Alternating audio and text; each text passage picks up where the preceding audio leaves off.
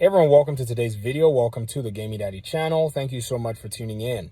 So the Tom Clancy Ghost Recon Frontline got revealed, and I wanted to go ahead and talk about it because apparently I was going to just leave it alone, but it's really bothersome to a lot of our community members because most of us like the Ghost Recon division, Tom Clancy universe anyways, in its most traditional sense. But right now it appears Ubisoft is going a different direction, and some people are quite worried as to how this is going to affect other games, and perhaps we may not be seeing games that are reminiscent of those traditions that the old Ghost Recon games, the old Splinter Cell games, and even the Division were able to achieve. Now, before I continue in this video, I usually don't ask, but I thought, why not? If you enjoyed the video, you can hit a like button. I hope you would. And if you've not subscribed, you can hit the subscribe button as well. We talk about Division content and all kinds of stuff in the gaming industry. So, what is my analysis? I took a survey this morning and I asked the question. I said, are you concerned that Ubisoft is going this direction with the Ghost Recon Frontline? And actually a lot of people said yes, they were concerned. So this survey basically was like, whoa, I thought people were going to be like, I don't really care. But I think when I looked it up, about 60-something% of people said they were concerned out of 100-something people. By now, that survey would have probably amassed a little bit more.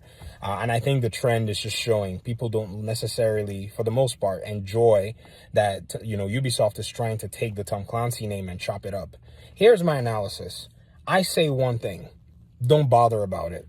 Now, you may say, but hey, this sounds problematic. And I know one of my audience members says, man, this really worries me, the direction that they're going. And to that I say, you know what? Here's what I think is going to happen. I think eventually they're going to realize and understand that gamers actually like this single player game stuff.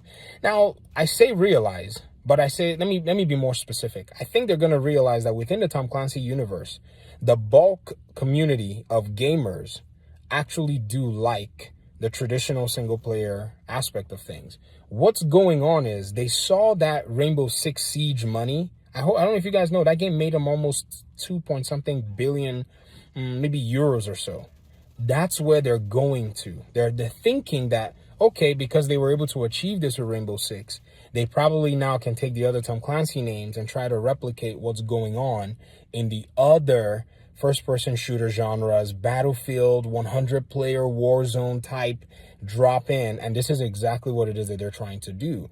So they're responding to the fact that one of their IPs, even though they took a Tom Clancy game and made it into a 4 versus 4 PvP, and players loved it, they had invitationals, they had all these things, they're trying to replicate that success using the other Tom Clancy names.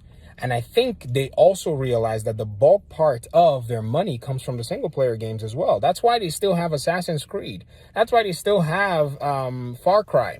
That's why they've given massive the Avatar franchise. And I don't know if the Star Wars franchise is going to be a multiplayer, but those games seem like they're going to continue to keep those traditions. But now they're just trying to diversify their portfolio.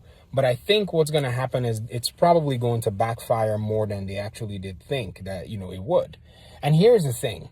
These first person, I said single player, multiplayer, open world, whatever it is that they're doing, joining free to play games. I think what, happened is the other influence is Fortnite.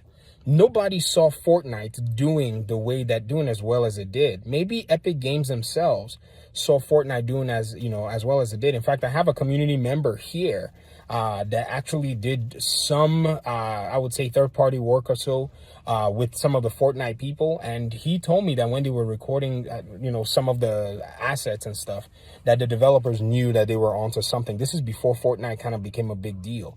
I think what happened is gamers, we were the ones that weren't paying attention to Fortnite becoming a big deal. It was slowly creeping up, and now Epic Games has this huge asset that's basically changed gaming forever.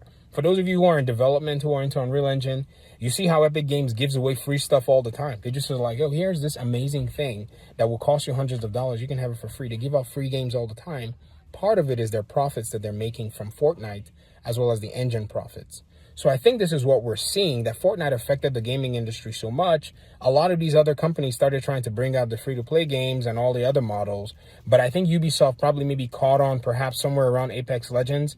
And now all that development is culminating to today. So these games have probably been in development for about maybe 2, 3, if not maybe 5 years in terms of infrastructure and stuff.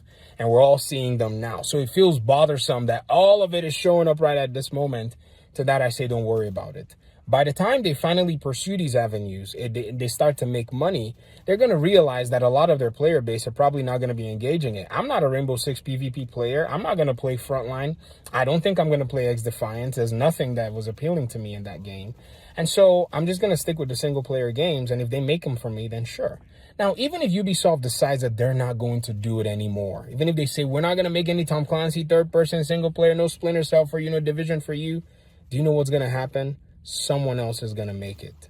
That's the beauty of the competition that we have. Someone else will make that game and do a very good job. The problem now is that person right now, or that studio, is probably in the grind. They're probably a small studio. They don't have the limelight, but those small studios are out there working their faces off. They've seen the success from the Division, and they would love to just scrape a little bit of it.